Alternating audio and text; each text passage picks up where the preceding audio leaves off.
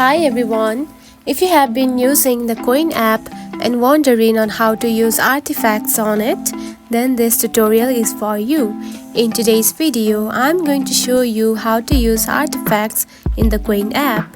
So let's dive right in. First of all, find the Qwen app on your home screen. Now open it. After opening the app, you will see something like this on your home page. Now tap onto the plus sign option at the bottom, which is in the middle, just right here.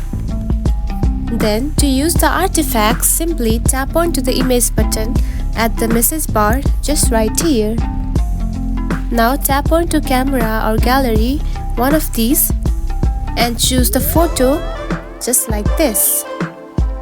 And you can simply use it and add the description how you want to add it and make the changes on it, and you can simply send it. And that's it. This is how you can use artifacts in the Qwen app.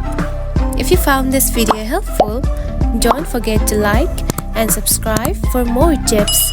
Thanks for watching.